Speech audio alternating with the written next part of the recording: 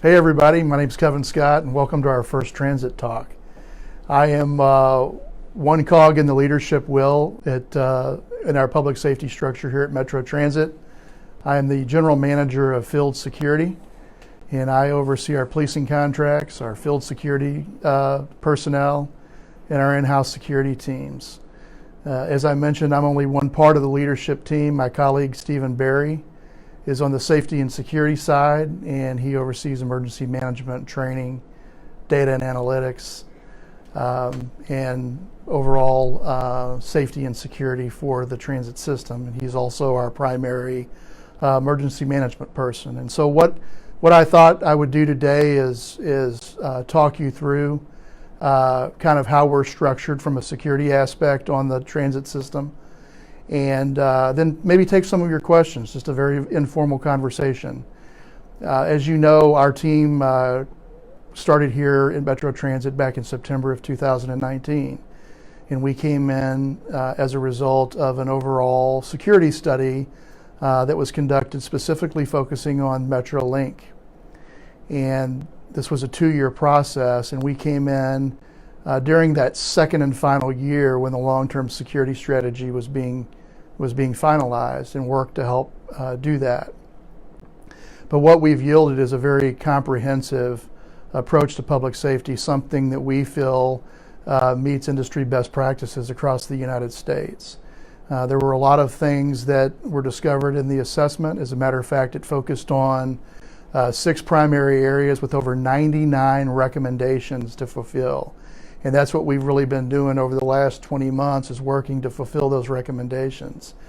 And our latest report card just came out, and I say report card because every 3 months we get a review by WSP in partnership with East-West Gateway Council of Governments on our progress, on how we are meeting those recommendations. And we're doing very well. We have a number of the categories fulfilled, and there are certain areas that we're still working on. It takes a little bit longer.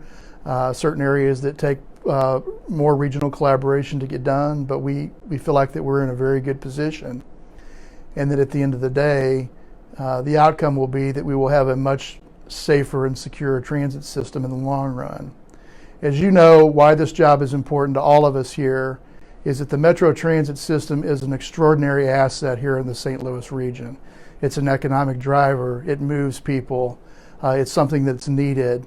And we want people to ride the system, to feel comfortable in the system, and use it as the first choice of transportation. And it's incumbent upon us as the employees here, especially in safety and security, to create an environment where a welcoming environment where people want to ride.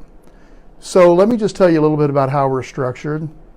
We have a layered security approach to the MetroLink system and the Metro Transit system, in that our security officers, who you've probably noticed wear high visibility uniforms, are the most visible component or the most visible layer of that structure.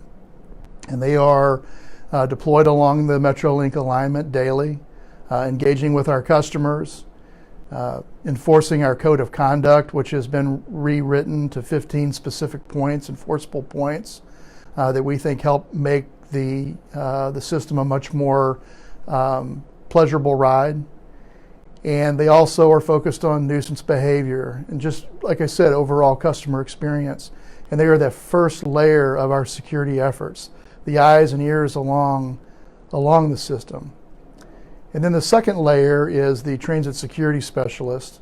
The transit security specialists are internal MetroLink or Metro Transit staff members, security officers. They work in coordination with not only our contract security people, but also our law enforcement officers.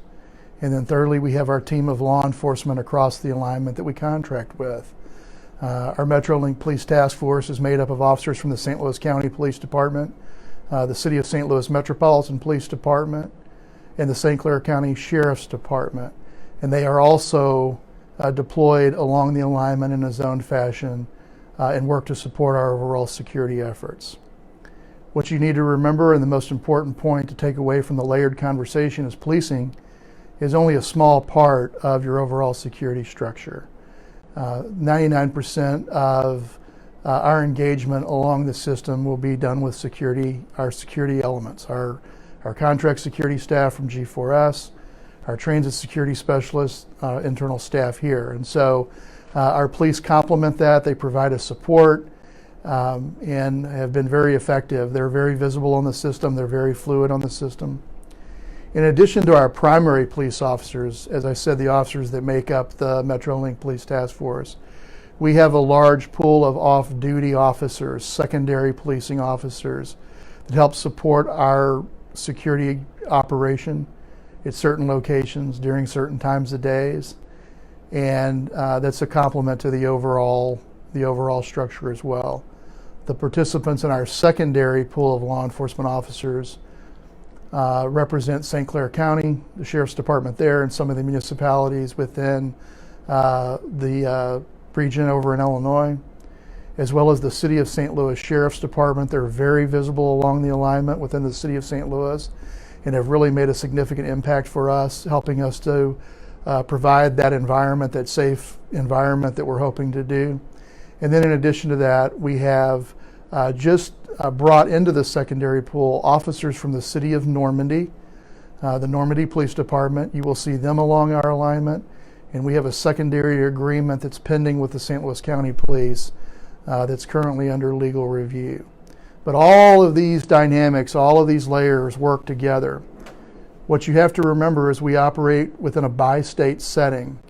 We cannot have one collective transit authority. Our transit authority has to be one collective team, but is made up of a collaborative between a number of different organizations that all marry together to form a seamless approach to safety and security.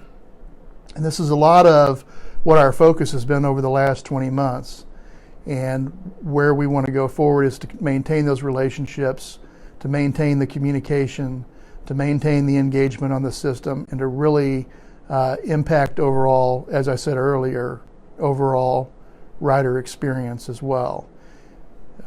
Public safety is a comprehensive approach. So as I mentioned, my colleague Stephen Berry on the safety and security side is focused on the collection and the marrying of true data from our police agencies to determine what our rate of activity is on the system, crime rate on the system. And he also oversees our emergency management operation. So as you know, we're always prepared to respond to incidents that are in need of emergency management coordination, and he and his team help coordinate that as well. We've also built a training structure within public safety, not only for our security staff and our law enforcement partners, but also we've pushed some of this training out to the broader bi-state organization as well. As you know, Metro Transit is the largest enterprise at bi-state, but is just one enterprise of 5 enterprises that bi-state runs. And so we've been able to push some of this training out to the broader company as well, and we'll continue to do that. We feel very good with our progress at this point. Certainly 2020 is a dynamic time. It's unlike anything that we've ever seen before. And we are at a point where I think the situation in the region is improving as far as COVID. And we are excited about welcoming people back to our system. We can't wait to see the vibrancy come back to the inner city core with the return of athletics, with the return of businesses reopening. And we want to assure you that when you come back that you will see a profound difference in what you saw before. And we're very excited about that. So that is a very high altitude overview of what we've been working on. And we have a number of men and women that work here daily that are dedicated to, again, making sure that the St. Louis region has the true transit asset that it deserves to help the broader region grow economically. So I'm very proud of what our team has done. Again, I'm only just a small part of it. There's a number of men and women that work here every day that deserve a lot more credit. I want to take this opportunity to thank our law enforcement partners and the regional collaboration that we have with them and the very professional job that they do for us on a daily basis. And we will continue to do that. The one thing that I can assure you of is that no plans are set in stone. We make adjustments as far as our security elements go every single day based on what's happening in the region, where we feel the needs are. And so I just don't want you to think that we're just static, that we're always reevaluating our program. So we want to assure you that we're prepared to, if any difficult challenges arise, we're prepared to face those and we're prepared to make the system better. So with that, again, I appreciate your time. Again, that's a very high altitude overview. There are a number of things a number of specifics that are involved with our efforts over the last 20 months. We've also opened up a public safety ride-along program that we have offered to our bi-state Board of Commissioners, to a number of the political leaders in the area, and a number of the advocacy groups and stakeholder groups here in the area. And we'll continue to do that. If you'd like to learn more about our public safety program, you can feel free to reach out to me here at Metro Transit, and I'd love to have a detailed conversation with you about the improvements and why we're excited about going forward, making the entire Metro Transit system better. So with that, I would welcome any questions that you guys might have. Certainly you can send any questions to the chat. I have some colleagues here in the room with me that are going to provide those questions to me, and I'll do my very best to answer them. Kevin, we have a few questions in the queue. The first one's from Linda. She asks, is Metro safe to ride? So Linda, I'm hoping that everybody watching can hear that. Linda asked, is Metro safe to ride? Yes, Metro is safe to ride. You have a very dedicated staff that work here on a daily basis that have very coordinated security plans. We have outstanding police representation and security representation, and we're working collectively and collaboratively. So please take advantage of the Metro Transit system. It is safe to ride, absolutely. Linda, thank you for your question. We have another question from the chat. It's Zia. She asks, what are some of the top recommendations that have been met from WSP? That's a great question. So some of the top recommendations that have been met, there are a number that have been fulfilled. So again, I think the most important thing is, that's actually a very outstanding question, very astute question. Going back to the fact that we have to have a broader transit authority that is made up of a one-team collaborative, but is consistent with having a number of different organizations play into that. So for example, we have our contract security team, which is G4S contract security team. We have our transit security specialists, which are in-house. We have all three of our law enforcement agencies and our secondary law enforcement participation. In addition to that, we collaborate with FTA, TSA, some of the federal entities. My colleague is more involved with that side of the house. So we have to marry this into a one collaborative component. And there has to be communication, there has to be team solidification, and there has to be true data sharing. And so those are the areas that we've really been focused on to provide the foundation for overall improvement. But that's a great question. And I'd love to talk more about that to you sometime, so please feel free to reach out to me.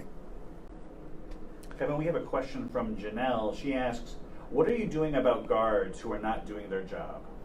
Well, that's also a very good question. You know, we are pushing a different culture here, and we have very solid leadership on the security level. Very professional, solid leadership. And those guards, those security officers, when they join our team, they are presented with some very specific training about expectations and what our overall vision and mission is and what we're trying to accomplish. We are all working for the betterment of the region, whether you're a new security officer or you're the general manager of field security or safety, security, and emergency management. We all have this same team collaborative. And so we have an expectation that our vision, our customer approach is followed all the time, whether leadership is present or leadership is not present. And so if there are any specifics, we certainly would like to know about those or ways that we can improve. We're always open to improvement. But I can tell you emphatically that that's not just me, that's through our whole collective team. We all want to get better, and nobody would like to hear, no matter what level or area that you work in the security structure, nobody would like to hear that somebody has the impression that we're not doing what we're supposed to be doing. So we need to know about those things so that we can address them. And the final question we have is from Craig, and he asks, what is going on with concealed carry? Sure. So concealed carry, there is a House bill that's under consideration now that actually passed in the House of Representatives here in the state of Missouri and is pending in the Senate. And what that would allow is that people that have a concealed carry permit would be able to access public transit throughout the state of Missouri if they are in possession of a concealed carry permit. However, our dynamic here in the St. Louis region is a little different. As I suggested to you earlier, we are a bi-state operation. We operate under a bi-state federal compact.